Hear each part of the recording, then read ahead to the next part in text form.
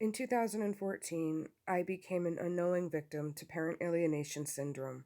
I had no idea what it was called then, and I didn't even know it was even a thing.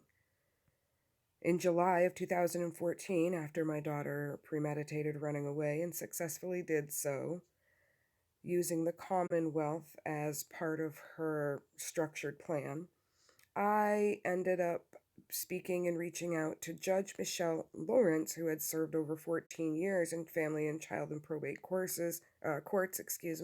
and had actually written a book, co-authored a book with Jill Egizii on specifically parent alienation syndrome. The book is called Parent Alienation 911 Workbook, and I immediately ordered it in July of 2014 because I wanted to try to understand, learn, make sense. Judge Michelle Lowrance wrote a very comprehensive book, compiled of research and interviews and tried and true techniques that have been applied to her own actual court cases that she has resided over. The workbook was very useful in helping me trying to understand who did what in my situation, what my role was in the situation, what legally I should do for myself to protect myself from these people who would in turn show their true colors, try to hide them, and then I found them. Alienating me from my daughter did not happen overnight, and there were several players involved to make it happen and make it happen successfully. When someone decides to use somebody's child against them rather than being an adult and having morals, ethics, and values, then you have what we're about to experience all over again together.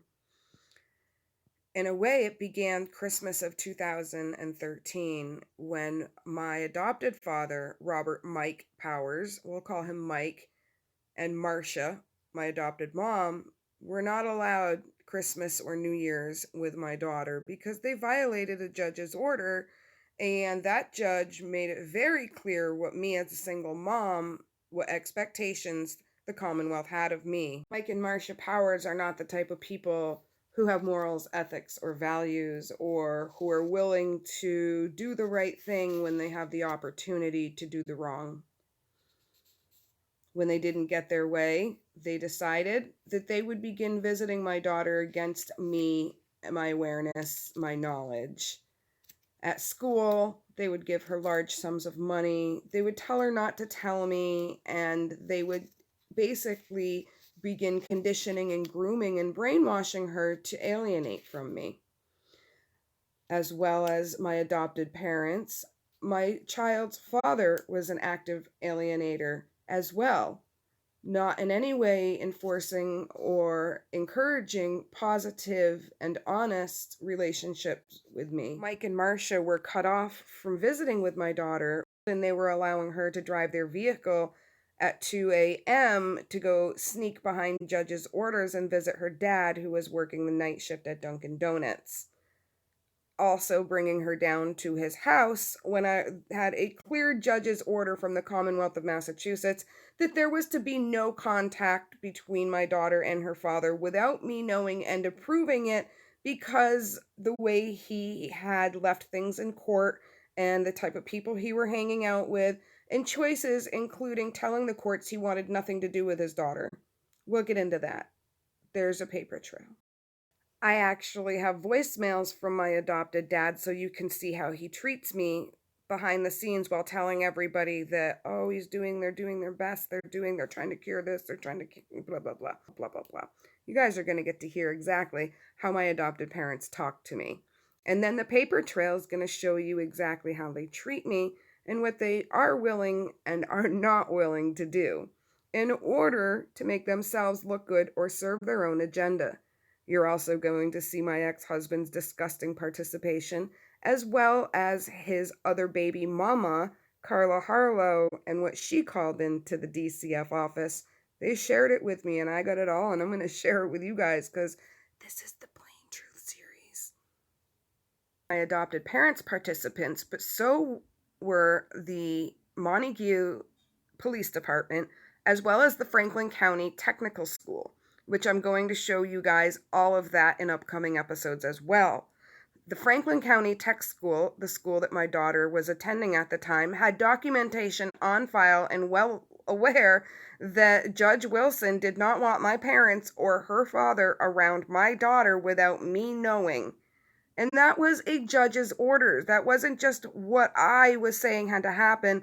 That's what a judge told me had to happen. And the school ignored it, and my parents ignored it, and the paper trail they left proves all of this. You see, on May 16th of 2014, I nearly died at home in my bathroom, urinating out mesh that was used during a very, very, very erroneous surgery 6 months prior down at Brigham and Women's Hospital in Boston. My daughter was in her room, and my boyfriend was standing outside the bathroom. There was blood everywhere. It was terrifying. I was put on bed rest at that point. I had cuts in my urethra and my bladder. It was atrocious. I'm lucky I'm alive. That will be all in whole different episodes about the medical shit I've gone through. When it comes to my daughter, 6 days later, she ran away. And when I could not find her, I got off bed rest and I went out looking for her. It was the terror in the videos I had me looking for her. I ended up having to retreat back home. I had bled all over my seat. I nearly passed out. The night before my daughter put her plan into place, we had a good 2-hour conversation where she opened up about a lot, and I told her that I were going to try to work on not being such a helicopter mom, and we had really good mother-to-daughter talk. I felt good about where we were at, and I couldn't believe that it had actually been like 2 hours that my daughter gave me her time, because being a teenager was just anything but mom. And so she went into her room, and then she started coming out and giving me things, and I thought that was really strange, like a bathing suit, pajamas, pair of Winnie the Pooh pajamas. It's kind of strange. And I was still on bed rest, and so the next morning she got up, went to school, and she left her phone, and immediately I knew something was up. I tried to give her the benefit of the doubt, and by the time the end of school came and she didn't come home, I knew something was really wrong. And even with all of my medical struggles, I was still a mother who parented. I expected her to help out around the house. I expected her to earn an allowance, earn her money, and I expected her to maintain a curfew and also not date people who were, over the age of like 16 or 17. And so several times I found out she was trying to hang out with men who were almost 21, if not 21, and that was not okay. So I had to put my foot down. I loved her. You don't just let a kid do anything they want. That's not love. That's not love. I were waiting at the front office of the school. I decided to look into the logbook where you would have to sign in anytime you entered the school. That was their security system.